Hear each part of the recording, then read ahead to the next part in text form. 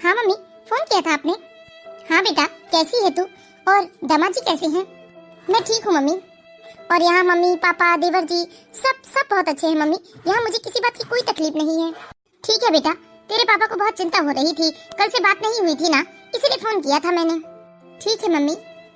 पलक, क्या हुआ? रो क्यों रही हो तुम? बोलो पलक, क्या यहाँ तुम्हें किसी चीज की कमी है या तुम्हें यहाँ अच्छा नहीं लग रहा है? पलक बताओ, क्या बात है, क्यों परेशान हो तुम? नहीं प्रमोद जी, ऐसी कोई बात नहीं है, बस मम्मी पापा की याद आ रही थी ना, इसीलिए मन भारी सा लग रहा था। अच्छा, मम्मी पापा की याद आ रही है। बस 2-4 दिनों की बात है पलक, फिर मैं तुम्हें मम्मी पापा से मिलाने ले चलूंगा। कल बुआ जी वापस जा रही है ना, कल बुआ जी चले जाए, परसों दीदी चली जाएगी, उसके बाद मैं तुम्हें मम्मी पापा से मिलवाने ले चलूंगा। अभी उनके रहते तुम घर जाओगी तो अच्छा नहीं लगेगा उन्हें। हाँ प्रमोद जी, इसीलिए तो मैं अभी नहीं जाना चाहती हूँ। बुआ जी और दीदी अभी मुझसे ही मिलने तो आई हैं यहाँ, और वो आए हैं और मैं चली जाऊंगी तो अच्छा नहीं लगेगा। तो फिर मुस्कुरा दो। देखो, मुझे ना तुम्हारा ये उदासी भरा चेहरा अच्छा नहीं लगता है पलक। अच्छा, अब ठीक है? ये हुई ना बात। पलक देखो, तुम बुआ जी की किसी भी बात का बुरा मत मानना। बुआ जी थोड़ा कड़वा जरूर बोलती है, लेकिन वह दिल की बहुत अच्छी है। हाँ प्रमोद जी, मुझे बुआ जी की किसी बात का बुरा नहीं लगता, मुझे भी उनका व्यवहार समझ में आ गया है। और रही बात दीदी की, तो दीदी को तो तुम जानती ही हो। हाँ प्रमोद जी, आप चिंता मत कीजिए, आपको सफाई देने की जरूरत नहीं है। मैं सब कुछ समझ रही हूँ, और मुझे किसी भी बात का कोई बुरा नहीं लगता है। और देखो, घर की नई बहू को थोड़ा बहुत तो ये सब चीजें समझनी ही पड़ती है। अच्छा ठीक है, आप बैठिए, मैं आपके लिए अभी चाय लेकर आती हूँ। नहीं, मुझे थोड़ी देर आराम करना है, सिर जरा भारी सा लग रहा है। ठीक है, आप आराम कीजिए, मैं अभी सबके लिए खाना बना लेती हूँ। ठीक है पलक। बेचारी पलक कितनी अच्छी है, लेकिन मेरी दीदी और बुआ जी हमेशा पलक को उल्टी सीधी बातें सुनाती है। बेचारी पलक को आया भी इस घर में 2 महीने नहीं हुए हैं, और कैसी कैसी उम्मीद लगाने लगे ये लोग पलक से। बुआ जी, मैं तो मम्मी को समझा के थक गई हूँ, आप ही मम्मी को कुछ समझाइए। आप देख नहीं रहे हैं कि प्रमोद भाभी के पीछे कैसे लट्टू होते जा रहा है। और नीरज की हरकतें देखी है बुआ जी आपने, वह भी पूरे टाइम बस भाभी जी करके उसके आगे पीछे घूमते रहता है। ऐसे में तो भाभी अपने आप को बहुत महान समझने लगेगी, सोचने लगेगी कि इस घर में सबसे सर्वोच्च स्थान उसी ने प्राप्त कर रखा है। अरे सगुन, तू तो ना बेकार में ही कुछ ज्यादा ही सोचती है। बुआ जी, मैंने ये सब अपने ससुराल में देखा है, देखा नहीं है आपने मेरी देवरानी के भाव? अरे उसके भाव तो जैसे आसमान पर बढ़े हुए हैं। वह तो अच्छा हुआ बुआ जी कि इनकी नौकरी दूसरे शहर में है, नहीं तो मेरी तो जैसे मेरे ससुराल में कोई कदर ही ना होती, क्योंकि सब लोग छोटी बहू का ही गुणगान करते हैं। और वह भी इस चक्कर में इतनी घमंडी हो गई है कि जिन लोगों ने सिर पर चढ़ाया वह उन लोगों को ही भाव नहीं देती है। वही हाल पलक भाभी का हो जाएगा अगर इस घर में उन्हें इतना सिर पर चढ़ाया जाए तो। हाँ, वैसे बात तो तुम्हारी सही है। क्या जिज्जी, आप भी इस पागल लड़की की बात में आ रहे हैं? देख रहे हो ना कि बेचारी पलक कितनी अच्छी है, सबकी कितनी फिक्र करती है, अभी से वह सबकी पसंद नापसंद का ख्याल रखती है। ओहो हो, देख लो बुआ जी, अभी आए जुम्मे 4 दिन हुए नहीं, और माँ तो अभी से अपनी प्यारी बहू रानी का ही पक्ष लेने लगी, और बेटी को ही पराया कर दिया इन्होंने। भाई भाभी, यह तो गलत बात है, अपनी बिटिया को कोई ऐसे पराया करता है क्या? जिज्जी, आप भी? मैं इस पागल लड़की को कोई पराया कर रही हूँ क्या? आप तो जानते ही ना, शुरू से इसका दिमाग ना कुछ ज्यादा ही चलता है। अरे इसे पलक की अच्छाइयाँ दिखाई नहीं दे रही है क्या? और वैसे भी उसे हमें कौन सा सर पर चढ़ा रहे हैं? और बहू सर पर चढ़ भी जाए तो क्या, अब तो यह उसी का घर द्वार है, उसे ही संभालना है, अब तो पूरे परिवार की जिम्मेदारी उसे ही लेना है। और वैसे भी मुझे और इसके पापा को तो बस एक पोता या पोती से मतलब है, फिर हमारी जिंदगी तो सफल हो जाना है। लेकिन फिर भी भाभी, थोड़ा बहुत तो लगाम खींच कर आपको रखना पड़ेगा। क्या बुआ जी, फूफा जी ने क्या कोई घोड़ा खरीद रखा है जिसकी लगाम की बात कर रही हैं आप? लो बुआ जी, अब अपनी आंखें से देख लो, मैं बता रही थी ना आपको, यह तो बस मौके ढूंढता है अपनी भाभी का पक्ष लेने का। क्या दीदी, इसमें पक्ष वाली क्या बात है? भाई लगाम तो जानवरों में होता है ना, और भाभी कोई जानवर तो है नहीं जिसमें लगाम रखा जाए, थोड़ा तो कॉमन सेंस होना चाहिए आपके पास। हाँ, तू इतरा ले, अभी इतरा ले और खूब भाभी का पक्ष ले ले, लेकिन जिस दिन तेरी पत्नी आ जाएगी ना इस घर में, तब तुझे समझ में आएगा भाभी को सिर पे चढ़ाने का नतीजा। मम्मी दीदी को हमेशा सब में बुराई ही नजर क्यों आती है? सिर्फ अपनी छोड़कर। नीलेश, तू कुछ ज्यादा नहीं बोल रहा है? हाँ नीलेश, कोई अपनी शादीशुदा बहन से इस तरीके से बात करता है क्या? वह तो अच्छा हुआ कि तेरे जिया जी यहाँ नहीं है, नहीं तो वो क्या सोचते। अरे बुआ जी, मैंने क्या गलत कह दिया? नीलेश, मैंने तुझसे कितनी बार कहा है कि अपनी दीदी से इस तरीके से बात मत किया कर। लेकिन मम्मी, आप भी तो देख रही है ना कि दीदी इस घर में जब से आई है तब से बस भाभी की बुराई ही ढूंढते जा रही है। अरे बेटा, जरा आहिस्ता बोल। अच्छा ठीक है, मैं यहाँ से चला ही जाता हूँ, आप लोग कंटिन्यू रखिए। देख लो माँ, देख लो अपने लाडले को, यह किस तरीके से मुझसे बात करता है। यह तो जरा भी मेरी रिस्पेक्ट नहीं करता है। और पलक भाभी के आगे पीछे तो अरे बाप रे, अब मैं क्या ही कहूँ। अच्छा हो गया जो मेरे साथ ये नहीं आए, नहीं तो ये मुझ पर कितना हंसते कि मेरा अपना सगा भाई मेरी रिस्पेक्ट नहीं करता और कल की आई उस पलक भाभी के पीछे जी हुजूरी कर रहा है। मम्मी जी, बुआ जी, दीदी, खाना लग गया है, चलिए चलकर खाना खा लीजिए आप लोग। हाँ बेटा, हम अभी आते हैं।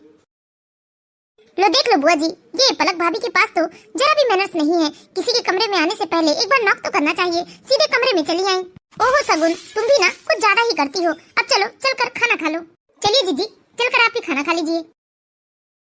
सच में बुआ जी, मेरे घर में तो मम्मी पापा भाई सब ना बिल्कुल पलक भाभी के दीवाने हो गए हैं। जिसके मुंह में देखो बस पलक भाभी चलते रहता है। मुझे तो इस घर के फ्यूचर की चिंता होने लगी है। हे भगवान, क्या होगा इस घर का। इस घर की चिंता हो रही है या अपनी चिंता हो रही है? हाँ बुआ जी, मुझे अपनी चिंता हो रही है। अरे कल तक इस घर में अगर मैं आ जाऊं तो सब मेरे आगे पीछे रहते थे, लेकिन अब तो किसी के पास मानो फुर्सत ही नहीं है। कोई मेरे पास आकर तक नहीं बैठता और जिसको देखो बस पलक भाभी के पास जाकर बैठ जाता है। इस पलक भाभी ने तो इस घर में आते ही मुझसे मेरे सारे अधिकार छीन लिए, मुझे ऐसा लगने लगा है। इधर मम्मी को भी भाभी के खिलाफ कितना भी समझाऊं, लेकिन वो मेरी बात मानती ही नहीं है। वैसे सगुन, एक बात कहूँ बेटा, मुझे भी लगता है कि तुम्हारी भाभी पलक ना दिल की बहुत अच्छी है। वह हम लोगों को कितना रिस्पेक्ट देती है, हमारी पसंद नापसंद का कितना ख्याल रखती है। तो मुझे लगता है कि तुम बेकार में ना अपनी भाभी को हिटलर साबित करने की कोशिश मत करो। भाभी की अच्छाइयों को समझो और भाभी के साथ अच्छा रिश्ता बनाने की कोशिश करो। हाय राम बुआ जी, आप भी पलक भाभी की दीवानी हो गई। लगता है पलक भाभी ने कोई जादू टोना सीख कर आया है। सुनिए जी। हाँ कहो भाग्यवान। प्रमोद की शादी तो बहुत ही अच्छे से संपन्न हो गई और कितनी सुंदर सुशील गुणवान बहू आई है हमारे घर। अब तो हमें प्रमोद की जरा भी चिंता नहीं है, लेकिन मुझे लगता है कि अब जल्दी ना हमें नीलेश के बारे में भी सोचना चाहिए, क्योंकि नीलेश की भी अब उम्र हो रही है।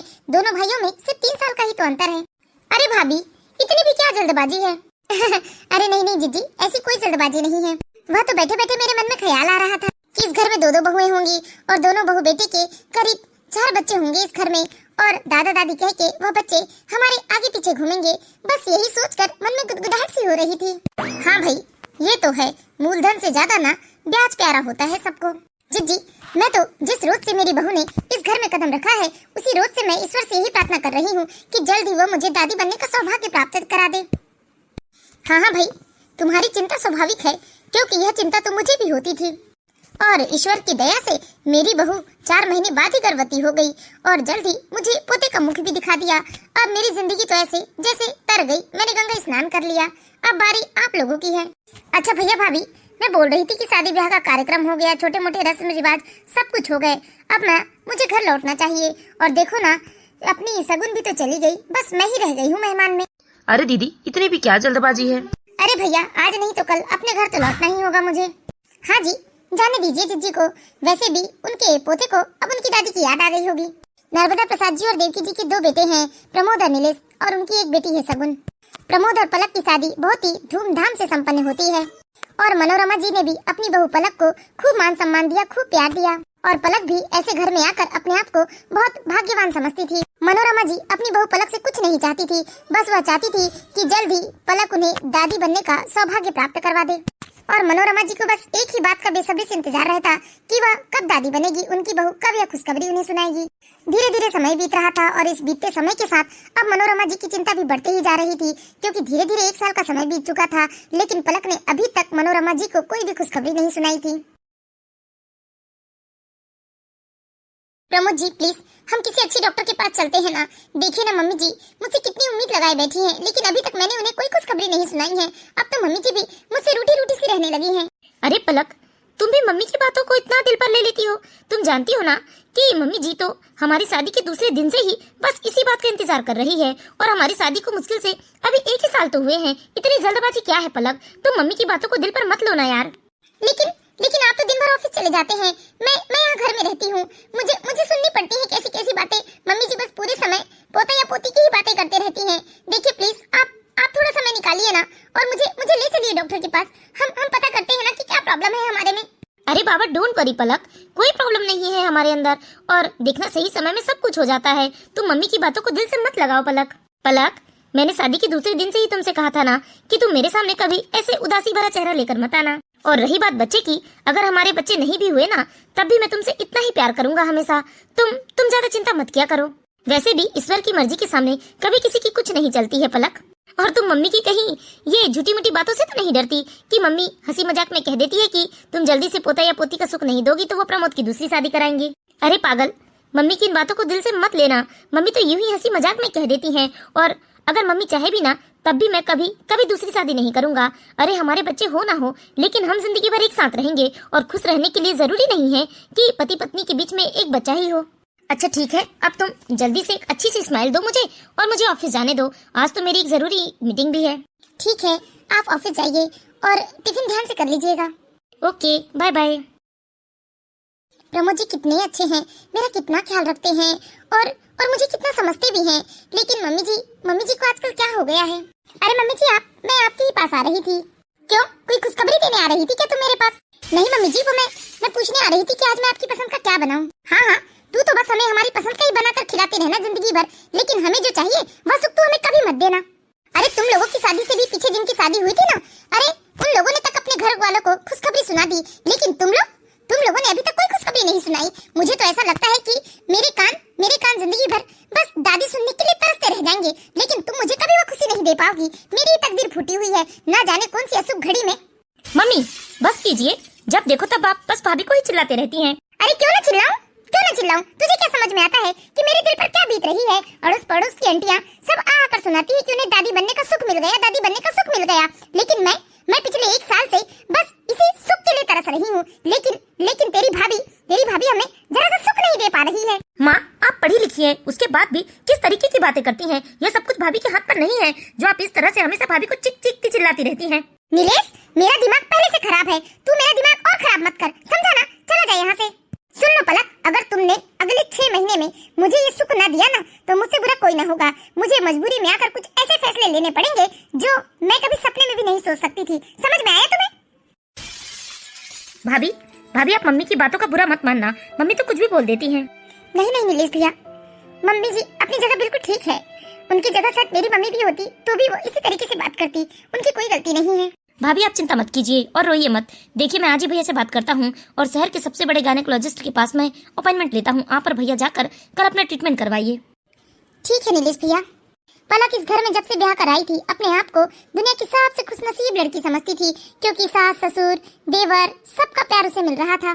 सब लोगों ने उसे पलकों पर बिठा कर रखा था, लेकिन बच्चा ना होने की वजह से सास का व्यवहार पलक के प्रति इतनी बुरी तरीके से बदला था कि वह पूरी तरह से टूट सी चुकी थी। असल में पलक भी चाहती थी कि किसी अच्छे डॉक्टर के पास अपना ट्रीटमेंट करवाए, लेकिन प्रमोद ही नहीं चाहता था कि वह किसी डॉक्टर से मिले।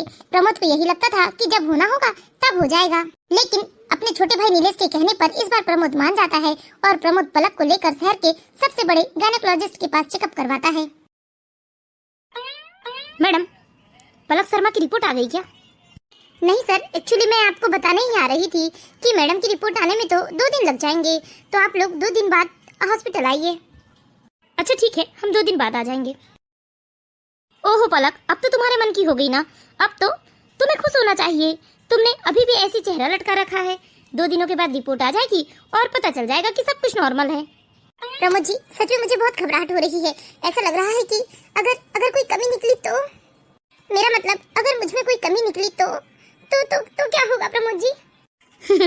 ऐसा वैसा कुछ नहीं होगा पलक, और मेरी पलक में अगर कमी निकल भी गई ना, तो मेरी पलक को तो मैं हमेशा अपने सराखों पर ही बिठा कर रखूंगा। अब घर चलो, बेकार में ही कितना सोचते रहती हो तुम।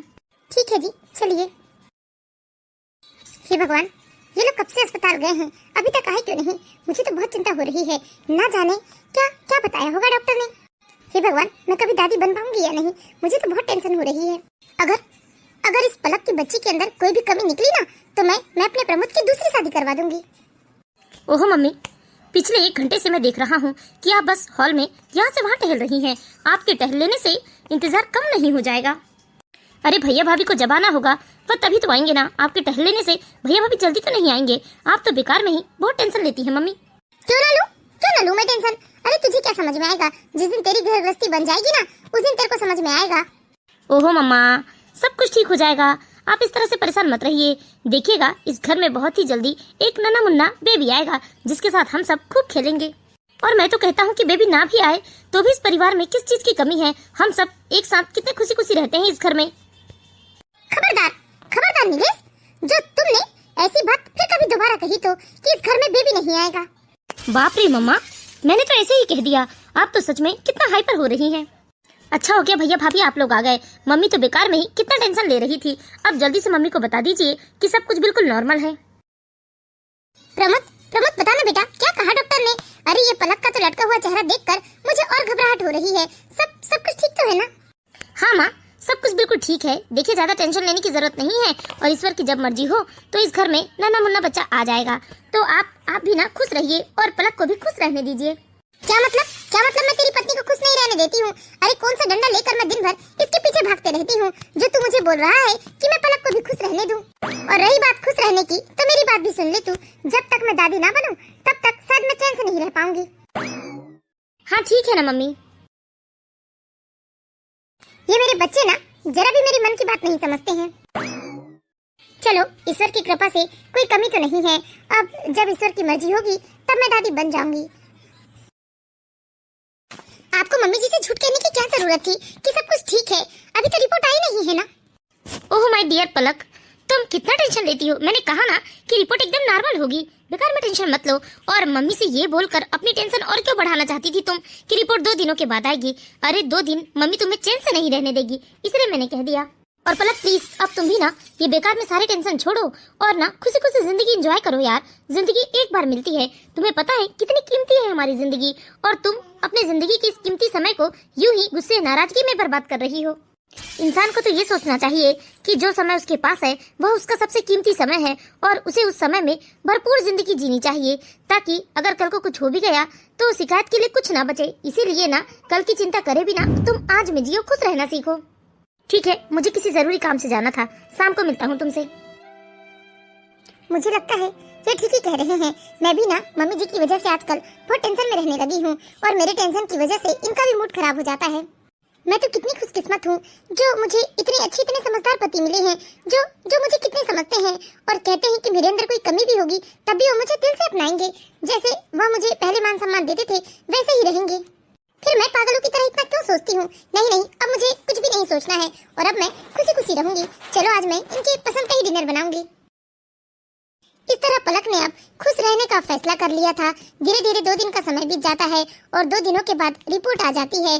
तो पलक और प्रमोद हॉस्पिटल जाते हैं और वहाँ डॉक्टर की बात सुनने के बाद तो जैसे पलक और प्रमोद के पैरों तले से जमीन ही खिसक गई। क्या क्या ये क्या कह रहे हैं सर आप? जी हाँ, जो रिपोर्ट में है मैं वही कह रहा हूँ। बड़े ही दुख के साथ मुझे ये बात कहनी पड़ रही है कि मिस्टर प्रमोद जी कभी पिता नहीं बन पाएंगे। और पलक जी, आपकी सारी रिपोर्ट्स नॉर्मल आई है। ऐसा नहीं हो सकता। सुनिए प्रमोद जी सुनिए ना प्रमोद जी आप इस तरह से व्यवहार क्यों कर रहे हैं? अरे क्या हुआ? देखिए मैं इस रिपोर्ट पे बिलीव नहीं करती हूँ। मुझे मालूम है कि आप में कोई कमी नहीं है। नहीं पलक, बेकार में तुम मुझे दिलासा देने की कोशिश मत करो। देखो ये रिपोर्ट गलत नहीं है। तभी तो अभी तक हमें माता पिता बनने का सुख प्राप्त नहीं हुआ। हमारी शादी को 2 साल से ज्यादा हो गए। और एक बात कहूँ पलक, मुझे इस बात का बिल्कुल अफसोस नहीं है कि मैं पिता नहीं बन सकता या मेरे अंदर कोई कमी है। मुझे सबसे ज्यादा अफसोस इस बात का हो रहा है कि तुम बच्चे को लेकर कितनी टेंशन लेती थी। दिन रात बस बच्चे के बारे में सोचते रहती थी, लेकिन मेरी वजह से तुम्हें वह सुख प्राप्त नहीं होगा। देखो पलक, मैं तो चाहता हूँ कि तुम कुछ नहीं। अब आप कुछ नहीं कहेंगे। पलक, मेरे चुप रहने से सच्चाई बदल नहीं सकती है। देखो पलक, मैं तो चाहता हूँ कि तुम मुझसे डिवोर्स ले लो और तुम अपनी नई गृहस्थी बसा लो जहाँ तुम्हें एक बच्चे का सुख प्राप्त हो, क्योंकि मेरे साथ तो यह सुख तुम्हें कभी प्राप्त नहीं हो पाएगा। नहीं प्रमोद जी नहीं, ऐसा मत कहिए आप। अरे ऐसा आप सोच भी कैसे सकते हैं? और वैसे भी आप ही तो कहा करते थे ना कि खुश रहने के लिए बच्चे हो, ये जरूरी तो नहीं ना। देखिए मैं आपसे रिक्वेस्ट करती हूँ कि इस बारे में आप किसी से कोई बात नहीं करेंगे। आपको मेरी कसम है। ये तुमने क्या किया पलक? मुझे अपनी कसम के बंधन में बांध दिया है। अगर माँ तुम्हें फिर से इस बात के लिए परेशान करेगी तो मैं कैसे चुप रह सकूंगा? क्योंकि यह सब कुछ तो मेरी वजह से हो रहा है ना। तुमने मुझे कैसे बंधन में बांध दिया? प्रमोद जी आप कभी सपने में भी यह बात नहीं सोचेंगे कि मैं आपसे अलग हो जाऊं, आपको छोड़कर चली जाऊं। अरे मैं कभी आपको छोड़कर नहीं जाऊंगी, मैं हमेशा आपके साथ ही रहूंगी। इस तरह पलक ने प्रमोद को अपनी कसम दे दी और कोई भी बात घर वालों को बताने से मना कर दिया। भाभी कैसी थी मूवी? हाँ नीलेश भैया, मूवी बहुत अच्छी थी, बहुत मजा आया। अरे ये प्रमोद को क्या हो गया है, इसका चेहरा क्यों लटका हुआ है? कुछ भी तो नहीं माँ, बस यूं ही सिर में दर्द सा हो रहा है। मैं अपने कमरे में जा रहा हूँ आराम करने। देख लो पलक, देख लो, कहीं ना कहीं प्रमोद इस बात से बहुत दुखी है कि अभी तक तुमने उसे पिता बनने की खुशखबरी नहीं दी है, लेकिन वह बेचारा कभी किसी से कुछ कहता नहीं। अरे थोड़ा तो सोचो अपने पति की खुशी के बारे में, सास की ना सही लेकिन पति की खुशी के बारे में तो सोचना तुम्हारा परम कर्तव्य है। मम्मी ये कैसी बात कर रही हैं आप? अरे ये सब कुछ भाभी के हाथ पर नहीं है। मैं आपको कितनी बार समझाऊं, आप ले देकर बस भाभी को एक ही बात के लिए परेशान करती हैं। भाभी आप जाइए, जाकर आराम कीजिए। नीलेश, मैं तुझसे कितनी बार कहूँ बेटा, अभी तो इन बातों को नहीं समझता है। अरे एक सफल जिंदगी के लिए ना पति पत्नी के बीच में बच्चे का होना बहुत जरूरी है, और सिर्फ पति पत्नी के ही बीच में नहीं बल्कि एक घर आंगन को महकाने के लिए उस घर में बच्चे की किलकारी का होना बेहद जरूरी है, नहीं तो वह घर हमेशा वीरान सूना ही बना रहता है। मम्मी ये आपकी सोच है और आप अपनी सोच ना हम सब पर थोपना चाहती हैं। देखिए भैया ने भी कहा और मैंने भी कहा आपसे कि जब ईश्वर की मर्जी होगी तब सब कुछ ठीक हो जाएगा और इस घर में भी नन्ही सी किलकारी आएगी। अब मैं आपसे रिक्वेस्ट करता हूँ कि आप भाभी को बार बार इस तरह की बातें करके दुखी मत कीजिए। हाँ, तू तो सोचता है जैसे मैं बहू की दुश्मन हूँ। अरे मैं कोई पलक की दुश्मन नहीं हूँ, मैं तो उसकी सफल जिंदगी के लिए ये सारी बातें करती हूँ। और देख नीलेश, मैंने तो साफ साफ कह रखा है, अगर मम्मी सगुन तू आई है बेटा। अच्छा हो गया जब तू आ गई, यहाँ तो कोई मुझे समझता ही नहीं। मम्मी फिर उल्टी बात कर रही हैं आप। और दीदी अब आप ही मम्मी को समझाइए, मैं तो चला। देखना बेटा, कोई नहीं समझता इस घर में मेरी पीड़ा को। अरे बहू बेटी की शादी को 2 साल के ऊपर होने को आए, लेकिन अभी तक इस घर में नन्ही सी किलकारी नहीं गूंजी। मैं तो पहले ही कहती थी आपको कि बहू के ऊपर अपना जोर बनाकर रखो, दबाव बनाकर रखो, उसे हर चीजों के लिए अपने इशारों पर नचाओ, लेकिन नहीं, आपने तो उसे बेटी बनाने का जिम्मा जो उठा रखा था सर पे, अब तो वही होना है जो उसकी मर्जी हो। वह भी अभी चाहती ना हो बच्चा, इसीलिए अभी तक बच्चा ना हो रहा है। क्या? ऐसे तो मैंने सोचा ही नहीं। क्या सच में बहू नहीं चाहती होगी बच्चा? और नहीं तो क्या मम्मी, ये तो आजकल का फैशन हो गया है। आजकल की लड़कियां ना जल्दी बच्चा नहीं चाहती है, वह शादी के 4-5 साल बाद ही बाल बच्चों के बारे में सोचती है, और यही सब हमारे घर भी हो रहा है। क्या? यहाँ मैं बच्चे की किलकारी के लिए रात दिन आंसू बहा रही हूँ, कुड़ रही हूँ, दुखी हो रही हूँ, और मेरी बहू बेटे को सिर्फ अपनी जिंदगी के बारे में पड़ी है, अरे अपने सुख के बारे में पड़ी है। और वैसे भी एक बच्चा आ जाने से कौन सा परिवार दुखी हो जाता है? अरे पति पत्नी के बीच का प्रेम तो और बढ़ जाता है बच्चे आने से। बेटा इस पलक की बच्ची को ना यह बात अच्छे से समझा तू। हाँ मम्मी, अब मैं आ गई हूँ ना, आप चिंता मत कीजिए, पूरे 3 दिनों के लिए आई हूँ मैं, और इन 3 दिनों में अच्छे से भाभी का ब्रेन वॉश करूंगी। ठीक है बेटा। बच्चे की किलकारी सुनने के लिए तो मेरे भी कान तरस गए हैं। मैं भी तो यही चाहती थी कि जल्दी से कोई नन्हा मुन्ना बच्चा मेरी गोद में आ जाए, जिसके साथ मैं समय बिताऊं, जिससे मैं ढेर सारा प्यार करूं, जिसके लिए मैं सपने सजाऊं। लेकिन मेरी किस्मत में ये सुख नहीं है। कभी-कभी यह सोचकर अपने मन को शांत कर लेती हूँ कि जब मुझ पर यह सब बीत रही है तो इन्हें कैसे लगता होगा, इन्हें भी तो बहुत बुरा लगता होगा ना। और बच्चे से ज्यादा मेरे लिए ये जरूरी है, ये कितने अच्छे इंसान हैं, मेरे सुख दुख का कितना ख्याल रखते हैं, और क्या सिर्फ बच्चा ना होने की वजह से क्या मैं इनका साथ छोड़ दूं? ऐसा कभी नहीं हो सकता, मैं इनका साथ कभी नहीं छोड़ूंगी, और ना ही यह सच्चाई कभी मैं अपने ससुराल वालों को बताऊंगी। चाहे मैं घर वालों के कितने ही ताने क्यों न सुन लूं, लेकिन मैं सबके ताने सहूंगी, पर कभी किसी को यह बात नहीं बताऊंगी कि कमी मुझ में नहीं, कमी इनमें है। भाभी, ओ पलक भाभी, लगता है सगुन दीदी आई हैं। अब तो सगुन दीदी इस बात के लिए मुझे और परेशान करेंगी। मम्मी जी ने तो अब तक सब कुछ बता दिया होगा दीदी को। हाँ दीदी अभी आई। कैसी है दीदी आप? मैं तो अच्छी हूँ भाभी, और आप भी बहुत अच्छी दिख रही हैं मुझे, लेकिन लगता है कि आपको मम्मी की पीड़ा से कोई हमदर्दी नहीं है। कैसी बात कर रही हैं दीदी? मम्मी जी ऐसी बातों के लिए जिद लेकर बैठी हैं जो मेरे हाथ में नहीं है। ओह भाभी, बंद करो ये बेवकूफ बनाने वाला ड्रामा। अरे आप मम्मी को बेवकूफ बना सकती हैं, मुझे नहीं बना सकती। मैं आजकल की पढ़ी लिखी लड़कियों के चोचले अच्छी तरीके से समझती हूँ।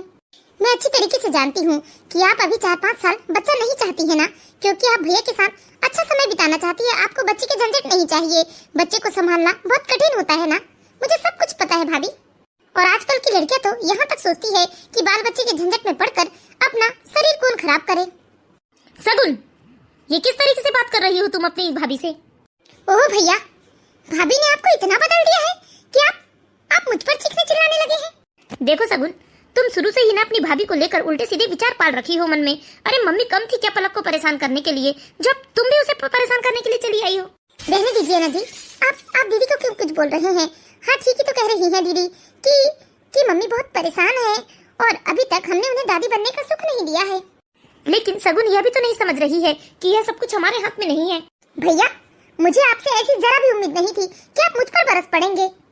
माँ सही कहती है कि आप लोग सिर्फ अपने बारे में सोचते हैं। आप लोगों को किसी और की जरा भी चिंता नहीं है, किसी की सुख का ख्याल नहीं है। मम्मी मम्मी, पलक मैं अभी के अभी घर में सबको बता दूंगा कि कमी नहीं, यह बात आप कभी किसी को नहीं बताएंगे। मैंने आपको अपनी कसम दी है ना। लेकिन पलक तुम कितना बर्दाश्त करोगी? अरे सब लोग तुम्हें उल्टी सीधी बातें सुनाए जा रहे हैं। अरे तुम भी इंसान हो और इंसान के भी बर्दाश्त करने की सीमा होती है। देखिए जी, चाहे मुझे कुछ भी बर्दाश्त क्यों ना करना पड़े, लेकिन यह बात आप कभी किसी को नहीं बताएंगे। आपको फिर से मेरी कसम है। इस तरह एक बार पलक ने फिर से प्रमोद को सारी सच्चाई घर वालों को बताने से मना कर दिया। धीरे धीरे समय बीत रहा था और इस बीतते समय के साथ आप पलक की सास के साथ सास ससुर और ननद भी इस बात के ताने दे रहे थे कि वह अभी तक घर को वारिस नहीं दे पाई है। पलक, आज के बाद ना तुम मेरे लिए खाना मत बनाना। क्यों मम्मी जी, ऐसी बात क्यों कर रही हैं आप? जिंदगी में कुछ सुख तो बचा ही नहीं है, तो सोच रही हूँ खाना पीना त्याग कर ही अपने प्राण त्याग दूं। इसीलिए मैं खाना पीना सब कुछ बंद करना चाहती हूँ। मम्मी जी, ये कैसी बात कर रही हैं आप?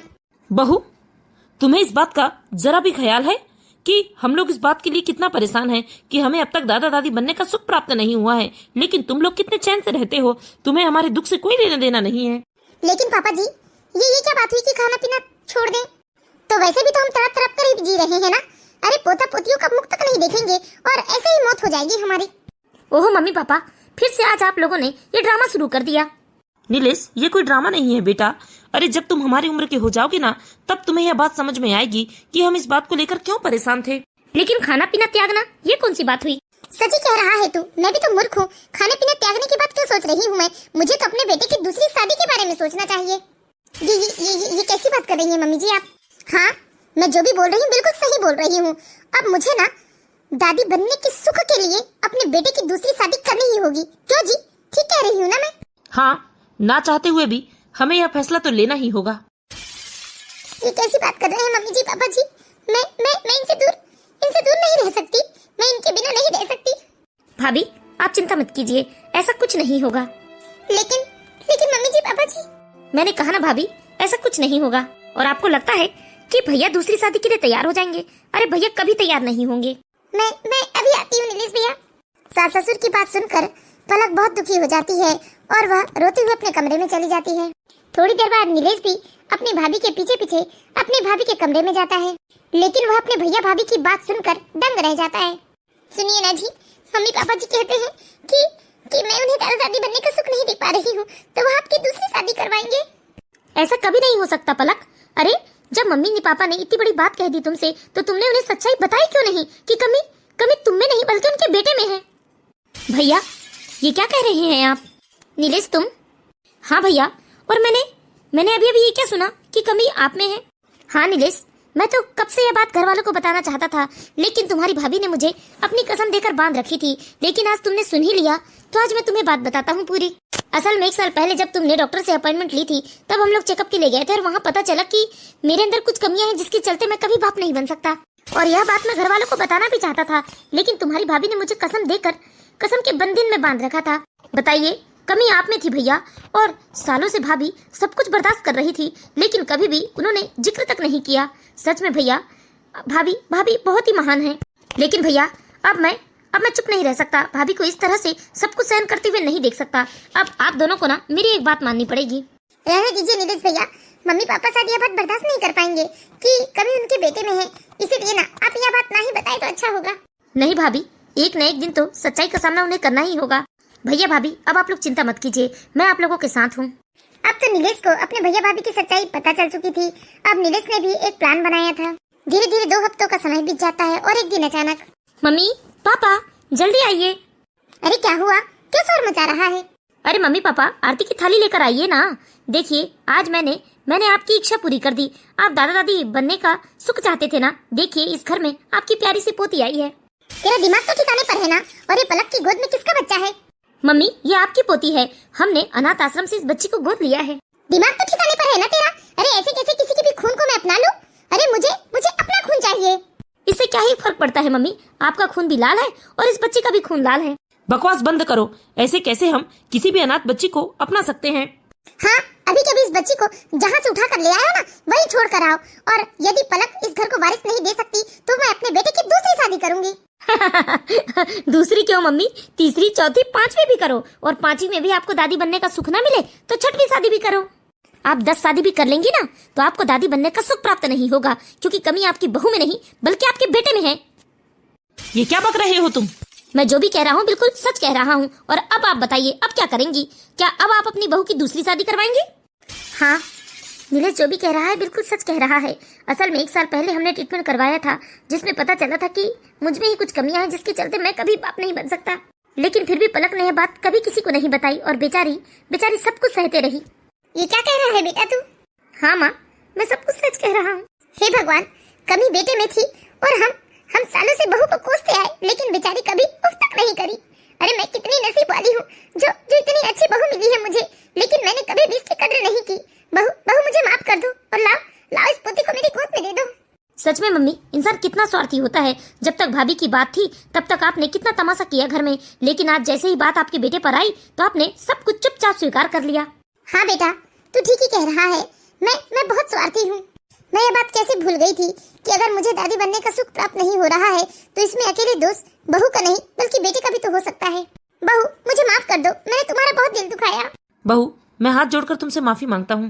इस तरह पलक के सास ससुर को अपनी गलती का एहसास हो जाता है और पलक भी अपने सास ससुर को माफ करके खुशी खुशी अपने सास ससुर के साथ रहने लगती है। तो हम आशा करते हैं दोस्तों आप लोगों को यह कहानी जरूर पसंद आई होगी। कहानी अच्छी लगी हो तो प्लीज इस वीडियो को लाइक कीजिए और इसी तरह की मोरल स्टोरीज देखते रहने के लिए हमारे चैनल को सब्सक्राइब करें।